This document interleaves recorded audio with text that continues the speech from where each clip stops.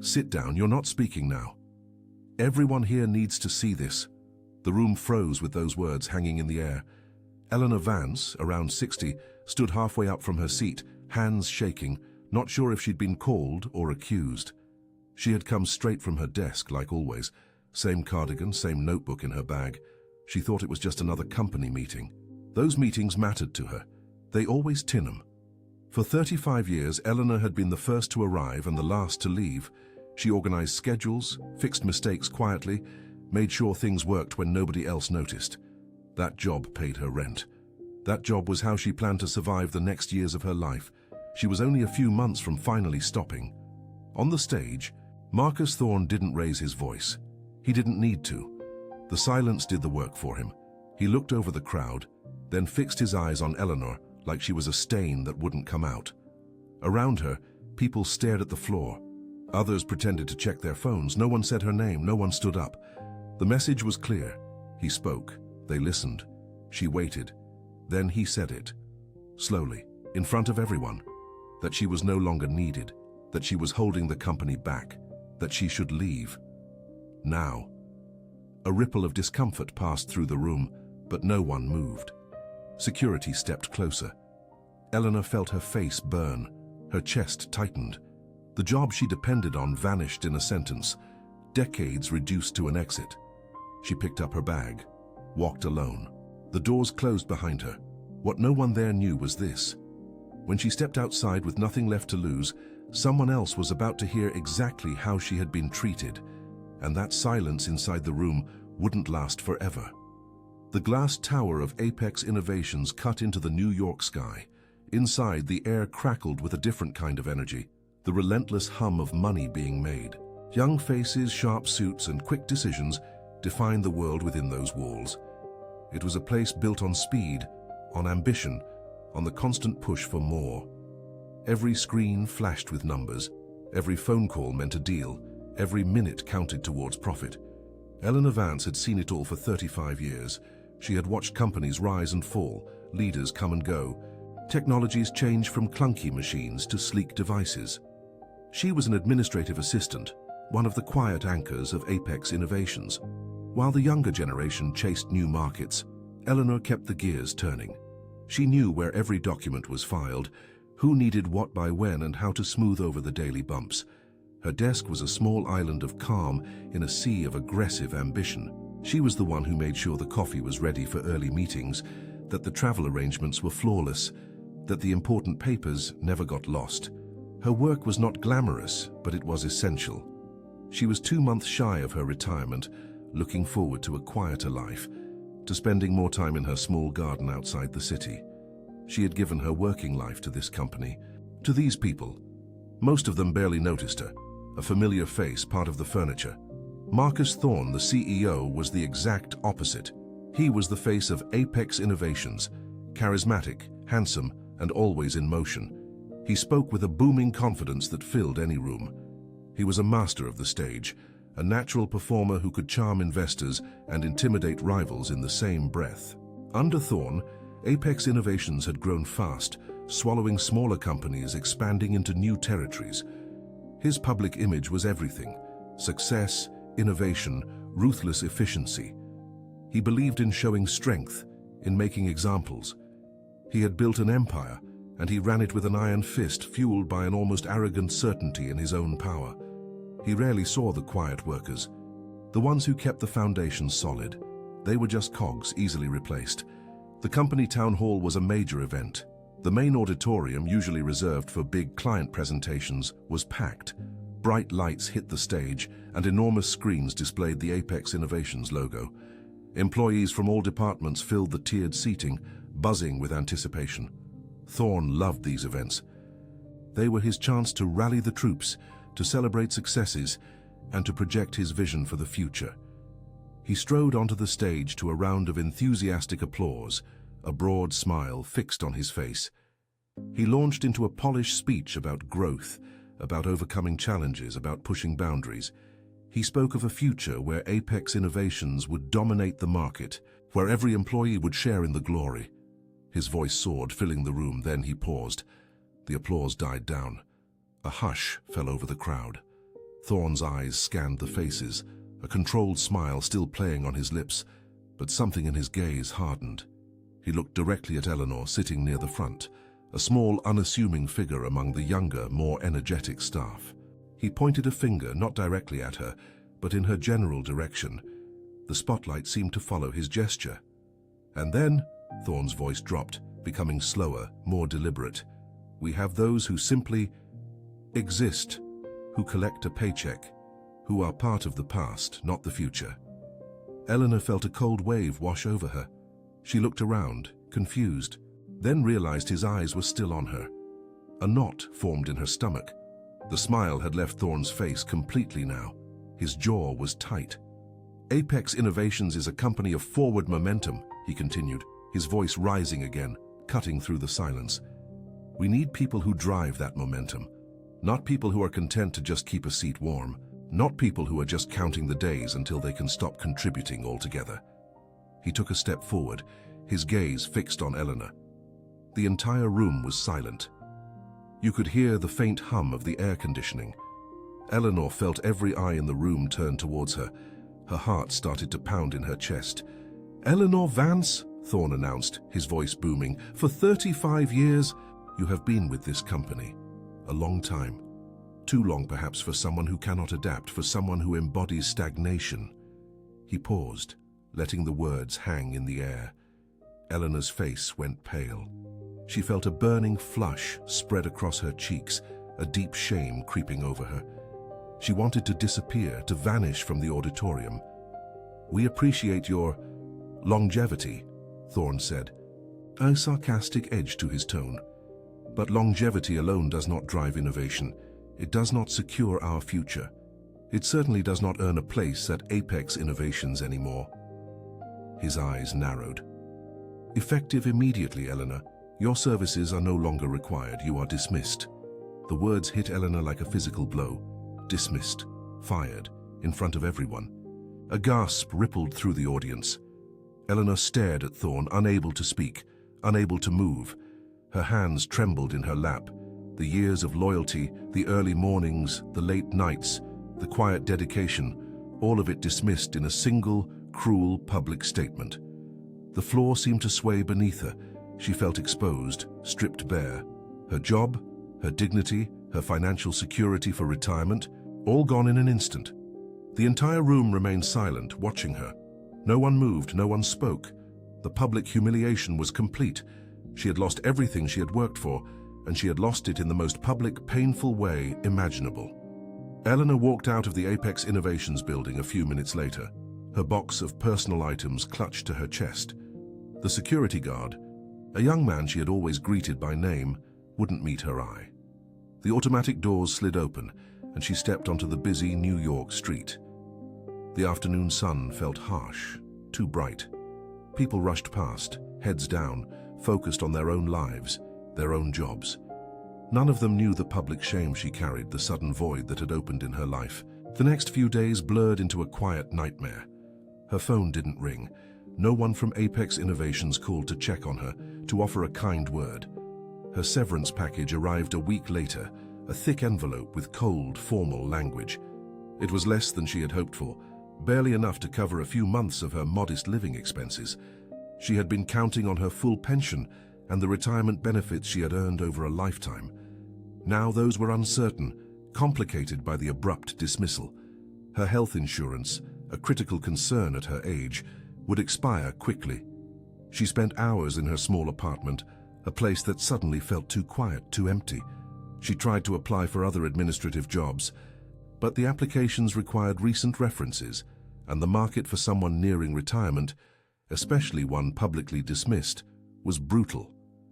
Each rejected application was another stab of humiliation. She saw the question in every hiring manager's eyes. Why were you fired after 35 years? How could she explain the casual cruelty of a powerful CEO in a way that sounded professional? She couldn't. The public nature of her firing had painted a target on her back, making her seem like a risk, a problem.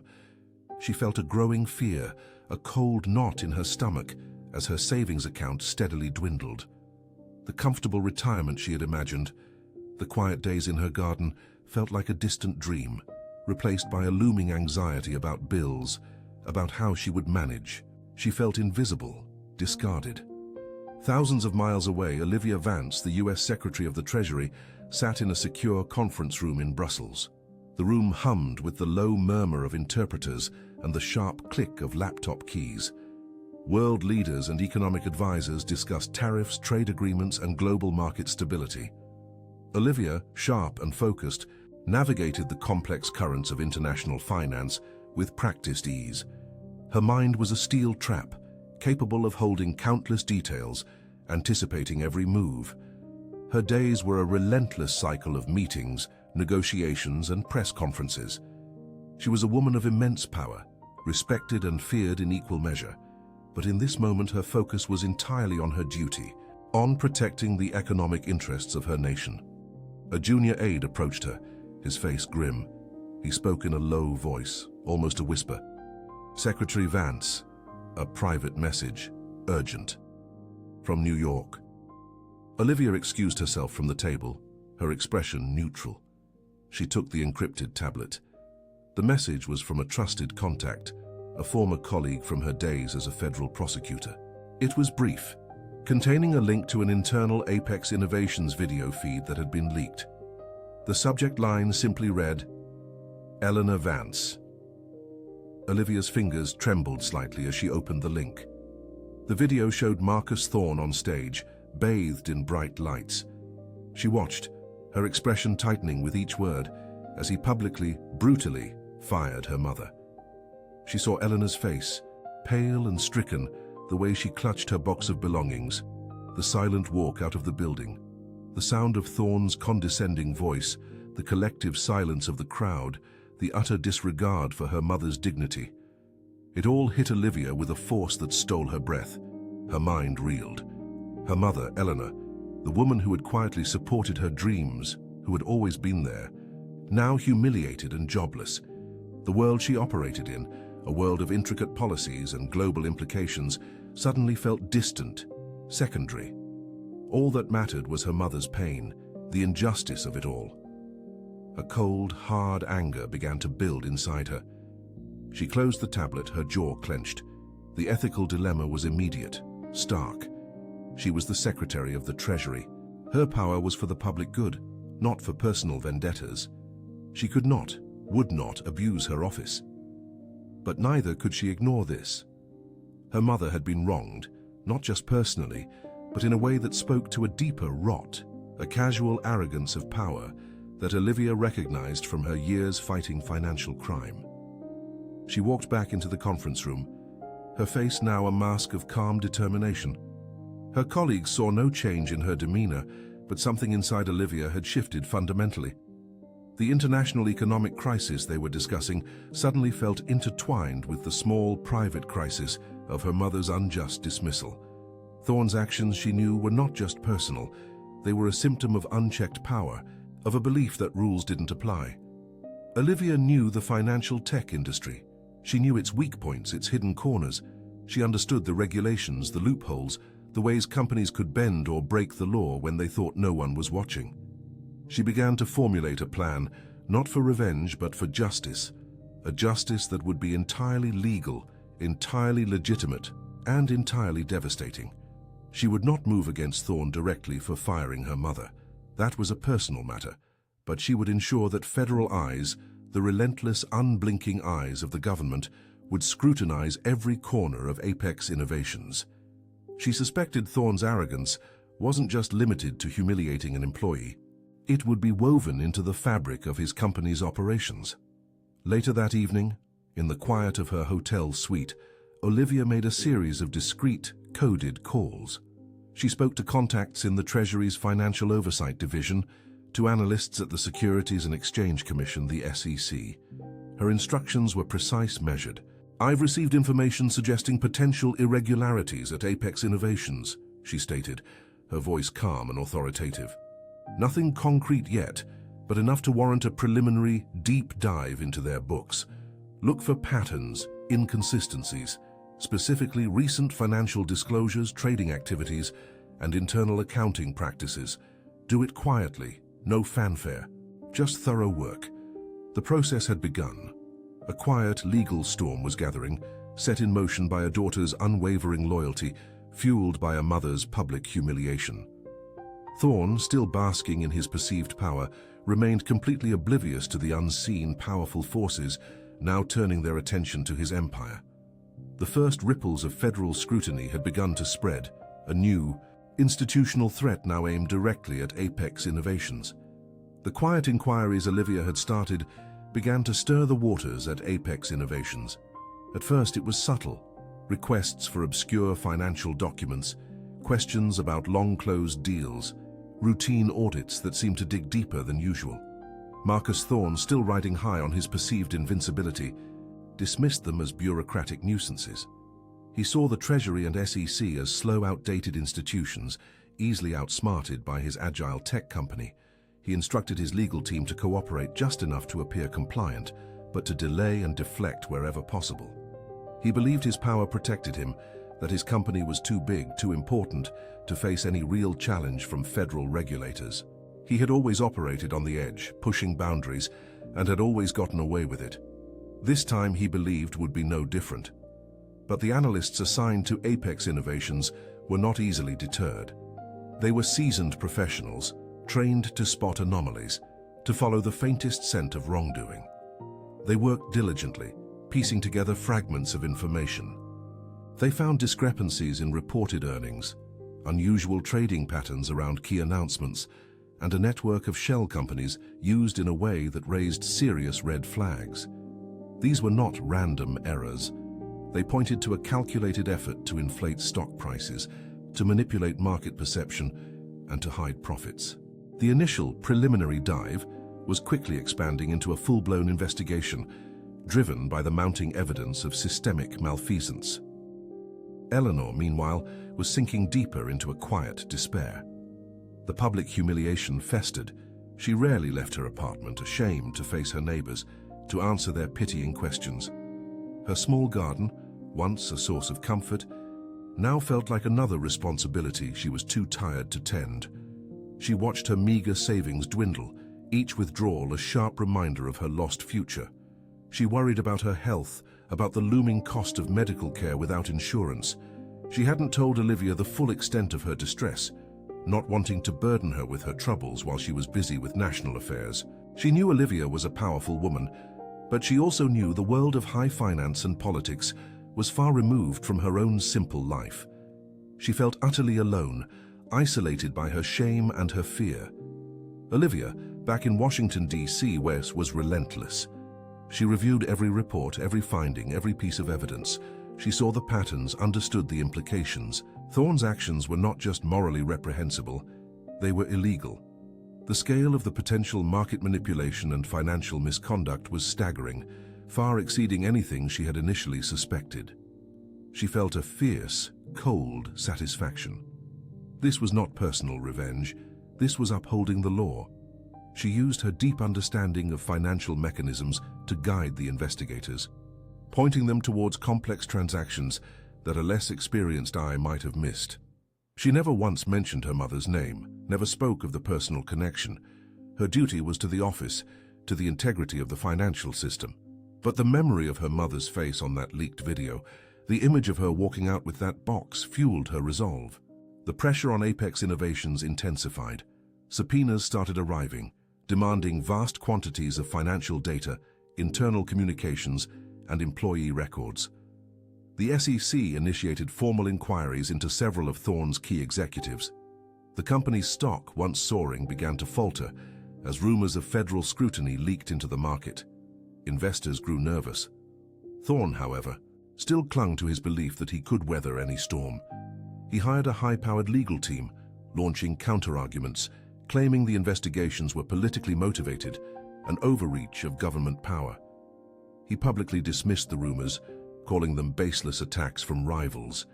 He still saw himself as untouchable, his empire impenetrable, but the evidence kept piling up.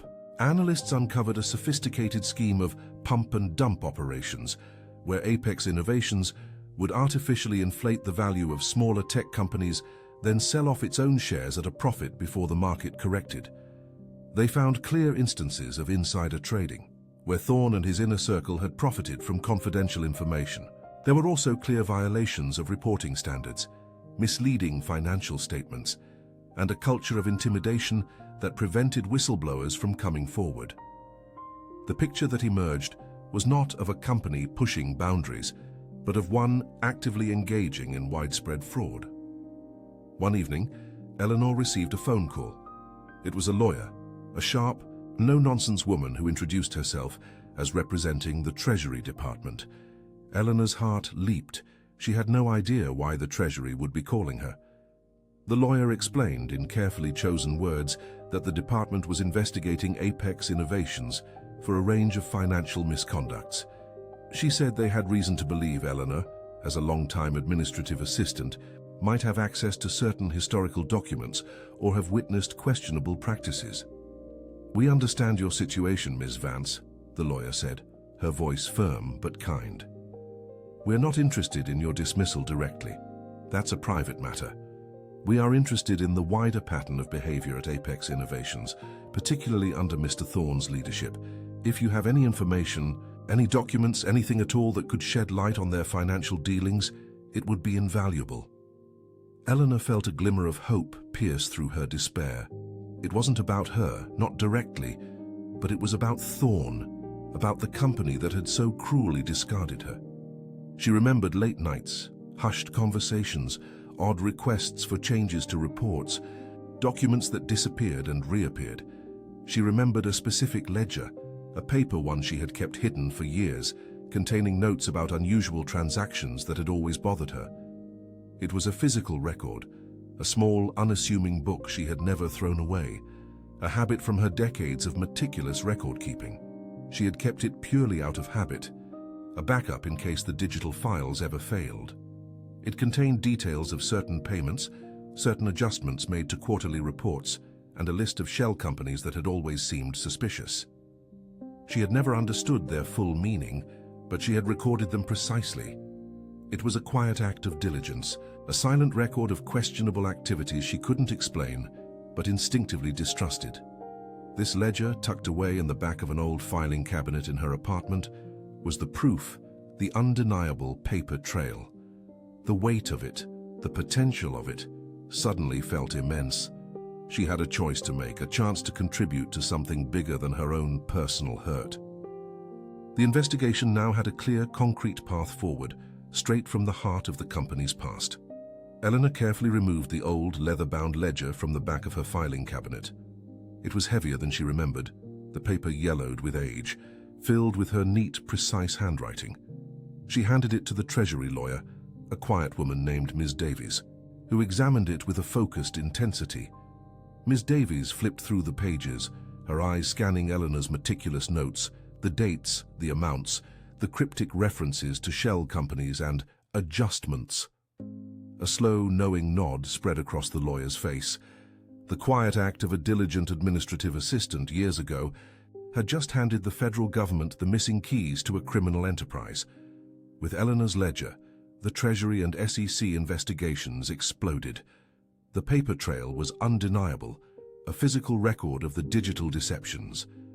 The analysts had uncovered a sophisticated web of fraud, but this ledger provided the irrefutable evidence, linking specific transactions to specific dates and individuals. The evidence was presented to Marcus Thorne's legal team. They tried to deny, to discredit, to claim the ledger was fabricated, but the cross-referenced data from official bank records and trading platforms confirmed every entry. The excuses and delays Thorne had relied on before crumbled. The authorities moved swiftly. A week later, the news broke. It wasn't a rumor anymore. Federal agents, in dark suits, were seen entering the gleaming glass tower of Apex Innovations. Financial markets reacted violently. The company's stock plunged, wiping out billions in shareholder value in a single day. News channels ran constant updates, detailing the allegations. Market manipulation, insider trading, false financial reporting, and a pattern of systemic fraud. The public image Marcus Thorne had so carefully built shattered. He was summoned to appear before a federal grand jury, not for firing an administrative assistant, but for orchestrating a massive financial fraud that had defrauded countless investors and undermined the integrity of the market. The institutional confrontation had arrived. Thorne, initially defiant, appeared visibly shaken. He sat in a sterile conference room, facing a panel of federal prosecutors and SEC officials. The charismatic CEO, once so confident, now looked trapped. His carefully crafted arrogance was gone, replaced by a desperate, pale fear. He tried to blame subordinates, to claim ignorance, but the evidence, particularly Eleanor's ledger, was too thorough, too damning. It painted a clear picture of his direct involvement, of his calculated decisions to break the law for personal gain. His powerful lawyers, once so dismissive, could do little more than advise him on the severity of the charges. The walls had closed in. Olivia Vance watched the proceedings from a secure monitor in her office in Washington. Her expression remained composed, professional. She saw Thorne's downfall not as a personal victory, but as a necessary consequence of upholding the law. She felt no satisfaction in his personal ruin, only a quiet resolve that justice was being served.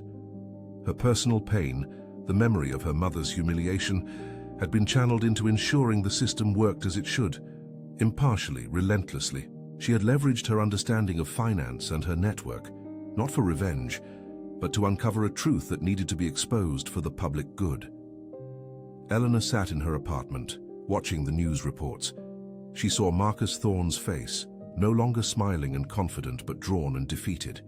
She heard the anchors detail the charges, the millions lost, the lives affected by his greed. She didn't feel joy, not exactly. The sting of her public dismissal still lingered, a deep scar on her dignity. But as the details unfolded, as the full extent of Thorne's crimes became clear, a different feeling emerged. Vindication. It wasn't just her who had been wronged. It was a vast network of people and the system itself. And now, the system was holding him accountable. Her quiet act of record-keeping had played a crucial role in dismantling his corrupt empire. The consequences for Marcus Thorne were severe and irreversible. He faced criminal charges, massive fines, and a permanent ban from the financial industry. His personal fortune was seized to compensate victims. Apex Innovations, its reputation in tatters and its leadership embroiled in scandal, went bankrupt, its assets liquidated. The glass tower, once a symbol of ruthless success, now stood as a monument to corporate greed and its ultimate failure. Thorne's career was over, his public image forever stained. Eleanor received her full pension and retirement benefits, secured as part of the legal settlement against Apex Innovations. The financial anxiety that had gripped her slowly eased. She also received an official letter from the Treasury Department, thanking her for her invaluable cooperation in the investigation. It was a formal acknowledgement of her quiet courage, her unwavering integrity. It brought a measure of public vindication, a recognition that her years of dedicated service, far from being stagnant, had been essential. She resumed tending her garden, the soil feeling firm and grounding beneath her hands. The emotional scars of her ordeal remained, a reminder of the fragility of dignity in the face of unchecked power. But she no longer felt invisible. She had stood firm, in her own way, and contributed to a greater justice. Olivia, her daughter, solidified her reputation as a principled public servant, a woman who understood that true power lay in upholding the law, not in abusing it, even when personal loyalties were deeply tested. The quiet strength of a mother and the unwavering commitment of a daughter had shown that no one, no matter how powerful, was above the reach of the law.